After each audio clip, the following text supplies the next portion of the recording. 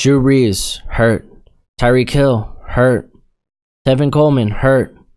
Deshaun Jackson, hurt. Alshon Jeffrey, hurt. Big Ben, gone.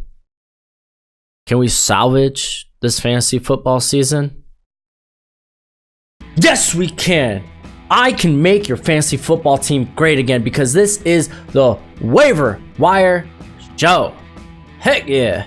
Basically, hey, man, injuries, they're happening. Your banger of a draft ain't looking so hot right now. You need some guys to come in and fill in for a little bit or maybe permanently. So let's go ahead and let's take a look and see what we can do about it. And we're going to start with quarterbacks because I don't know why Josh Allen is stinking still available in like 70% of leagues. He's only 30% owned, which blows my mind. He's put up QB 10 numbers last 2 weeks, and he has a big game next week. So hey, if you need a quarterback, get yourself Josh Allen because he's got to face the Bengals, who basically laid down against opposing quarterbacks this whole season.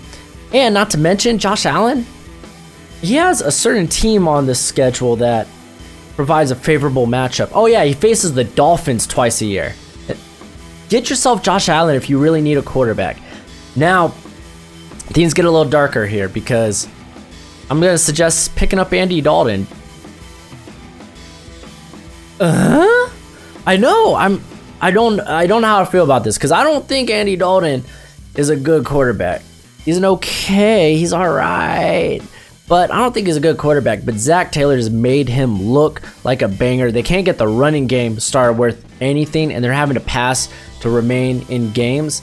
I mean, Dalton's already has over 729 yards. He's averaging 46 attempts per game.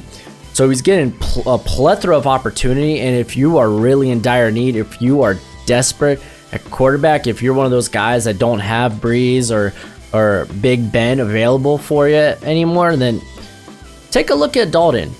Now, a little bit of a safer pick is Jimmy Garoppolo. He's available in a ton of leagues. He's only owned in about 25% of leagues. And granted, this was against Cincinnati, but he put up a banger of a game, and that offense looked good. And I know Garoppolo, 2 years ago, he looked like the next big thing. Then he got hurt last year, and he had that rough game against Tampa's defense, which doesn't look entirely terrible. But, I mean, if you're really desperate at quarterback, he's not a bad pickup. They get a favorable matchup this week against the Steelers, whose secondary, granted, they just traded for Minkah Fitzpatrick. But if I'm going to be honest with you, I'm a Dolphins fan. I'm an expert. Minkah ain't so great in coverage, or at least he hasn't been this year. I mean, part of that might be playing for the Dolphins, but he's better around the line. He's better on the edge. He's not going to really improve that secondary that much. So Garoppolo might be a play that you want to make. On to running backs, and you got to get Raheem Mostert. See what I did there? It's very punny. But really, Mostert, he looked really good, and he's available in a ton of leagues. He's only owned in 11% of leagues. He looked really good. That team really likes to run the ball, and they really like to have a running back by committee. As you could see, I mean, Jeff Wilson had 10 carries, but Mostert, he was used in the passing game as well. And if you really need like a flex, or if you need a little depth at running back, you could honestly do much worse. He's just been a factor in here. But a guy with a little more security is Frank Gore, especially with Devin Singletary. He's dealing with a hamstring injury. They say he's day-to-day. I don't think they'll risk it. But regardless, Frank Gore has been getting all of the carries there in Buffalo. And he might not get the best output, but you know he's going to get opportunity. And when it comes to running back, you want guys that get opportunities. And he's got a decent matchup this week against Cincinnati. They've been pretty. I was gonna say they've been pretty good against the run, but they weren't this week. But Carlos Hyde, right? Carlos Hyde, he's almost owned in every league. I say almost owned. He's only owned in 45% of leagues, but still, if he's available in there and you need a pickup, you need some depth. This guy, he is seeing almost all of the carries there for Houston. They're really exclusively using Duke Johnson as a passing threat, and they don't really pass to the running back. I mean, I would say Carlos Hyde is a start over Duke Johnson every game this year, and he is the main back there. So you got yourself a starting running back. It won't get you anything in the pass game, but you got a starting running back. And then Justin Jackson, with the shadow of Melvin Gordon looming, we think he's going to be back somewhere between week 6 to week 8.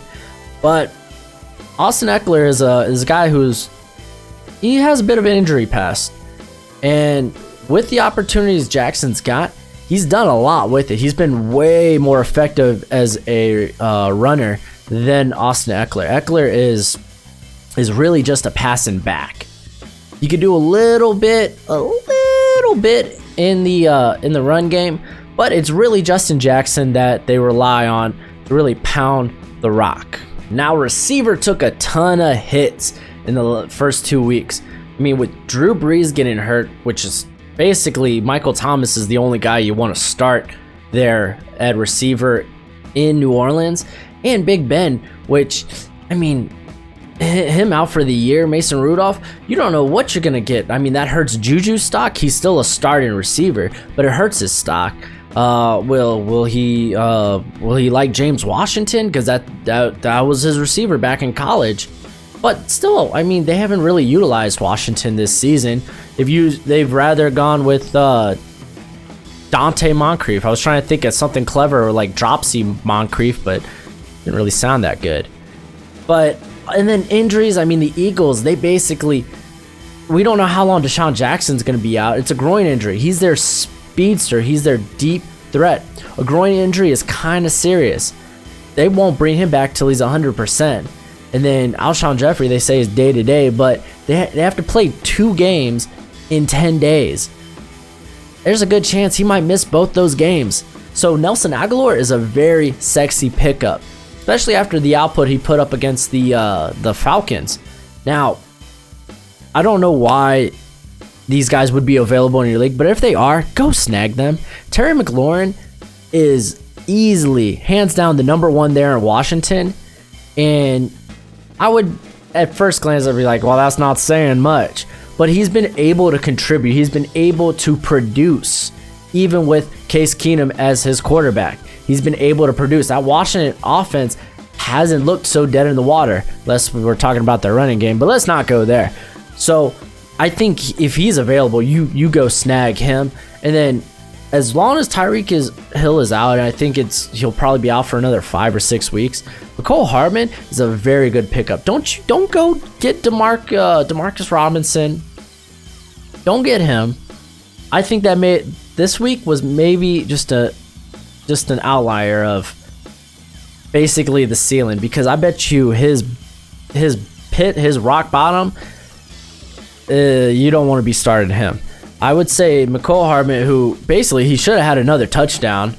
It got called back because of a penalty that it honestly didn't affect the play. It was like a holding call on the other side of the field. So I think he's a very good pickup. This team is utilizing him and Sammy Watkins, who you're like, whoa, where are my big numbers for Sammy Watkins? He still had like 13 some targets. He's not going to produce those, like that 30 bomb he had last week. But I think Mecole Hardman is definitely the better pickup than Robinson. Now, if you're a D.D. Westbrook owner, I'm one too, and I'm about to preach. This sucks, man. Yo, I like Minshew. Hey, dude, you do you, man. I'm glad you're going out there succeeding, but man, I miss Foles. Foles had a connection with D.D. Westbrook. Like, D.D. Westbrook was going to pop off, especially in PPR leagues. I thought he was going to get all of the receptions. Nope, not anymore. Not with Minshew. Minshew likes Chark. DJ Chark is easily his favorite target, and we could tell just this week he had 7 receptions, and he's looking really good, and he's available in a lot of leagues. He's only 22% owned, So if you're kind of thin at receiver, I think he is a must grab. Granted, it's a rookie quarterback, but I think he's a must grab. And then we got Deebo Samuel, who it looks like him and Goodwin are the 1 and 2s there in San Fran. Dante Pettis, man, for all the hype he had this offseason, wow. Whoa, man. Dante Pettis, man. I had such high hopes for you. But Deebo Samuel, he looks like a monster. He had 2 rushes this last game. He's a guy that they like to utilize. They're really high on him, and I would take him over Goodwin, just because Goodwin he's their deep threat, and they're not gonna be lobbing bombs every play. Deebo, he kind of has a little more versatility to him. He's gonna be money off those screen plays, and I think you're gonna see a lot of that this season with San Fran. And here we are at tight ends, easily the hardest to project position. And I mean, let's just go back to the days when we thought Njoku and OJ Howard were gonna be studs, fantasy studs. OJ Howard has produced a hot 0 through 2 weeks. Doesn't feel good. Now, Tyler Eifert, though, he's an interesting pickup. I know he's got the injury woes, but if you're really desperate at tight end, he might be a solid pickup. Out of his 30 snaps, he ran 27 routes. So they want to use him as a receiver. As a matter of fact, he's lined up multiple times as a receiver. He produced very well this week against San Fran. Granted, it was in a loss, but he got a majority of his yards and receptions not in garbage time, which is key, because John Ross didn't look like a pretty pick this week until the game was out of reach and they just started lobbing bombs. And John Ross pops off for like a 70-yard touchdown. So that's key, that's important. Noah Fant, though, if you are desperate, he is the only tight end of relevance on that Denver team. I think he's the only one that's actually caught a pass. He had, I believe, 6 receptions this week. Let me take a look before I say that. Yeah, he had 6 receptions for 62 yards. So, and it was on 8 targets. So, Flacco is kind of eyeing him. He was targeted pretty heavily in their opener. He just didn't produce. So if you are really thirsty, if you are really starving for a tight end, there's worse plays you can make other than Fant. I mean, like I said, OJ Howard. But let's talk about Will Disley, because Will Disley, sneaky. He's very sneaky, because he might be a top 10 fantasy tight end when the year is all said and done, because he has been utilized in this offense. Russell Wilson has gone to him. He left the first game, their season opener. He had 2 targets, had 2 receptions, and he left the game early because of injury. Then he comes back and he has a whopping 8 targets just against Pittsburgh. And let's see because he put up 19 points, or at least in my league. He had 2, granted there were 2 touchdowns, but 6 receptions for 62 yards. That's money in the tight end world. That is money outside, if you don't have like Evan Ingram or Travis Kelce or George Kittle, that is money. You want that. Get that. And he's owned in every league.